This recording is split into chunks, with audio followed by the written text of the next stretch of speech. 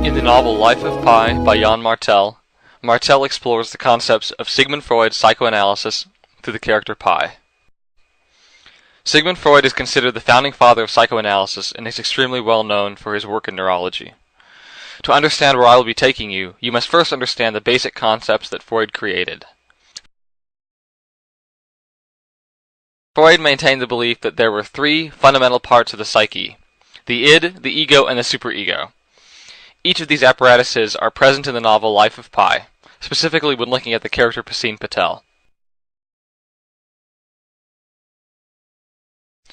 Towards the end of the novel, Martel presents the readers with a choice. They can either believe that Pi spent his time on the boat with animals or with people. There is a significant amount of literary evidence to suggest that Richard Parker is merely a continuation of Pi's survival instincts. When the entire novel is placed in the context of Sigmund Freud's psychoanalysis, the characters begin to shed new light on the meaning. The id is the personality component made up of unconscious psychic energy that works to satisfy basic urges, needs, and desires. The id is essentially the brain's ancient form of a guardian. The id is responsible for survival. The id regulates food, water, and shelter. It is the brain at its most primitive form and interacts with the ego and superego. The entire basis for the belief that Richard Parker is Pi stems from Pi's retelling of the story to the Japanese investigators. In his new story with humans, Pi includes one less person than animal. After hearing the story with people instead of animals, one investigator exclaims to the other, "So the Taiwanese sailor is a zebra, his mother is the orangutan, the cook is the hyena, which means he's the tiger." This is the most concrete form of literary evidence suggesting the parallel. However, Pi himself does not explicitly say so, and we are left to wonder if Richard Parker was not simply a defense mechanism to justify the extreme cruelty and gore experienced on the lifeboat. The investigator's realization is similar to that of the reader when they are confronted by the fork in the road. If Richard Parker is suddenly Pi's id, then other pieces of the literary puzzle fall into place as well. Take, for example, the moment we are introduced to Richard Parker as the real character on the lifeboat. It is only after Pi nearly drowns that Richard Parker is forced to present himself. After climbing aboard the lifeboat, Pi yells to Richard Parker and throws a life buoy to him in an effort to save him. Once the tiger climbs aboard, Pi shouts to himself, "Hold on tight. I'll pull you in. Don't let go. Pull with your eyes while I pull with my hands. In a few seconds, you'll be aboard and we'll be together." The irony, of course, is that it would be insane to welcome an adult Bengal tiger into the same boat as yourself, being a small human boy. What is important, however, is that during this life-or-death experience, Richard Parker emerges and stays on the lifeboat with Pi. Should Richard Parker be the key to Pi's survival, then it makes perfect sense why Pi would want him now.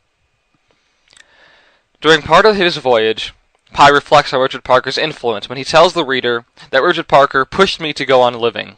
I hated him for it, yet at the same time I was grateful. I am grateful. It's the plain truth. Without Richard Parker, I wouldn't be alive today to tell you my story. Here Pi acknowledges that Richard Parker was influential to his survival. Given Pi's peaceful nature, it makes sense that he was grateful he was able to overcome his past in order to survive. Should you replace the words Richard Parker with my id, the phrase still makes perfect sense. Richard Parker exemplifies the ideas of Sigmund Freud's id.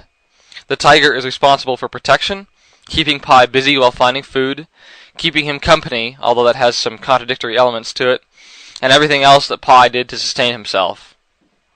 Almost every instance of Pi's instinctual or primitive behaviors can be traced to some root cause relating to Richard Parker.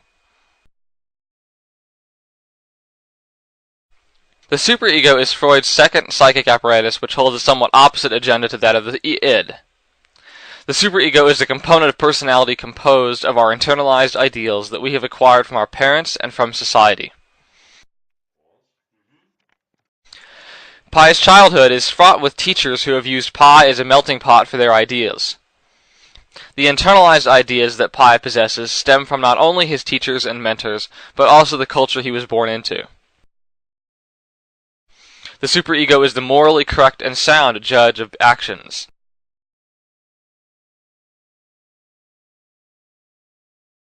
The superego's responsibility is to suppress the goals of the id, and in turn make the ego behave morally rather than realistically. The id and the superego are conflicting forces in the battle of human behavior. Pi's decisions throughout the novel are noticeable results of the superego. Pi has had many childhood experiences which set him in his ways. He works to find a form of faith that is personalized. His meddling with religious diversity is evidence. By taking part in the religions of Hinduism, what he was born into, and then Christianity and Islam, Pi became a very well-rounded religious student. After the respective representatives pay a visit to his father at the family home, Pi admits that all religions are true, I just want to love God. The use of the word love God in the passage sets the tone for Pi's original personality, that of meekness and love. The phrase illustrates Pi's attempt to do good. This meekness comes into conflict after Pi is put into a situation in which he must betray his values to survive. Pi acknowledges that the first time in his life he went fishing was several days into his voyage. The first time that Pi is forced to kill another living thing, these thoughts run through his head. Several times I started bringing the hatchet down, but I couldn't complete the action. Such sentimentalism may seem ridiculous considering what I had witnessed in the last days, but those were the deeds of others, of predatory animals. I suppose I was partly responsible for the rat's death, but I had only thrown it. It was Richard Parker who had killed it. A lifetime of peaceful vegetarianism stood between me and the willful beheading of a fish. This passage shows how Pi's superego is interfering in his decision-making process. Having been a bookish, peaceful, vegetarian schoolboy, killing another animal is a difficult task to complete. This is a prime example of how the id and the superego push and pull each other, and are finally realized in the form of the ego.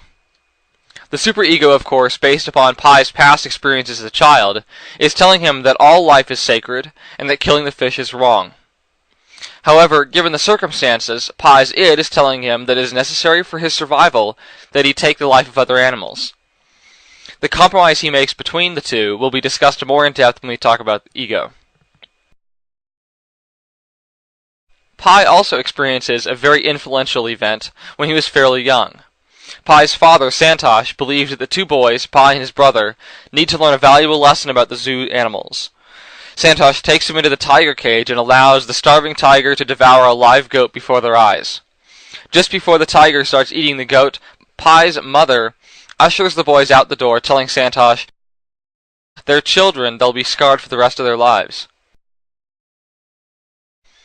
This passage illustrates how these experiences when Pi was little can affect him long afterwards. This teaching from his father is exactly what the superego is made of, and no doubt part of his father's teaching caused the strong fear of Richard Parker while on the lifeboat. Later, when Pi is thinking of ways to kill Richard Parker, he comes up with the idea of attacking him with all available weaponry. He, or more so his superego, reminds himself that Richard Parker would tear me apart limb by limb, organ by organ. This thought originates from his previous knowledge of the danger of tigers. The lessons he taught are now coming to life, and he has adopted the previous teachings that he acquired from his dad. So now what are we left with? We're left with Pi. Simply Pi. What we see is this feeble, humble, scrawny vegetarian boy, but what really goes on is more complex. We see through the novel the dynamic interaction between the superego and id, mediated and ultimately diffused into what we know as Pi Patel. The ego is defined as the part of the mind that mediates between the conscious and the unconscious and is responsible for reality testing and a sense of personal identity. The ego prevents us from acting on our basic urges created by the id, but also works to achieve a balance with our moral and idealistic standards created by the superego. Often each decision that Pi makes is a compromise between his id and his superego.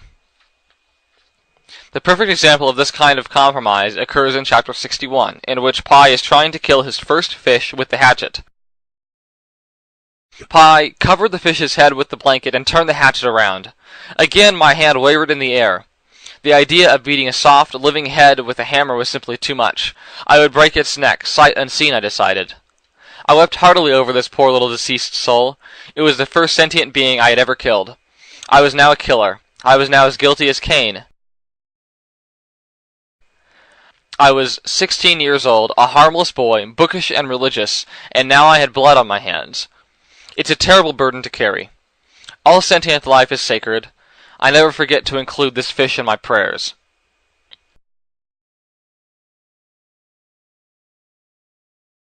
What we have here is a compromise. The id knows that Pi must kill the fish to survive, and ideally we'd complete the task with the most efficiency. His superego, however, makes it very difficult for Pi to kill anything, being such a pacifist. Instead of using the hatchet, as the id would do, or not killing the fish at all, as the superego would do, his ego decides to kill it in a manner that will reduce the remorse as much as possible. And of course later, his superego has its way by praying for the fish.